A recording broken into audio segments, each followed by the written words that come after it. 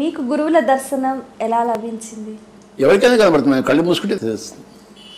అనుభవైక వైద్యం. కళ్ళు మూసుకుని కూర్చోవడం నేర్చుకోవాలి. ఆలోచనలు పోవడం కోసం కూర్చోవద్దు, కళ్ళు మూసుకోవడం కోసం కళ్ళు మూసుకోవాలి అంతే. క్రమక్రమంగా ఆలోచనలు పోతాయి. ఎక్కువసేపు ఉండవు, అవి ఎక్కువ కాలం ఉండవు, కొంతకాలానికి సమస్య పోతాయి. అప్పుడు మీకు గురువులంతా దర్శనం అవుతారు. కూర్చోవాలి ఒక 200 సంవత్సరాలు అంతే. కళ్ళు తెరవకూడదు. కష్టమా? కళ్ళు మూసుకోవడం కష్టమా?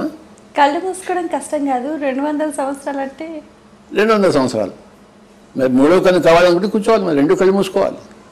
ఢిల్లీ పోవాలంటే హైదరాబాద్ వదిలిపెట్టాలి కదా. హైదరాబాద్ అంటే ఢిల్లీకి పోతారేంటి? ఈ 2 కళ్ళు ఉంటే ఈ మూడో కన్నుకి వస్తారేంటి మీరు? ఇది వదిలిపెట్టేస్తేనే ఇక్కడికి వెళ్తారు. ఇది రైట్.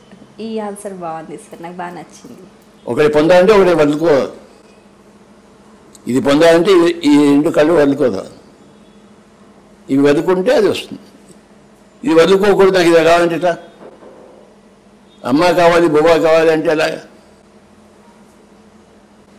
ఇది కావాలంటే ఇది వదిలిపెట్టుకోవాలి. ఇది వదిలిపెట్టుకునే ఇష్టం లేకపోతే ఇది రాదు నీకు. Right. Very simple logic, yes sir. Basic common sense.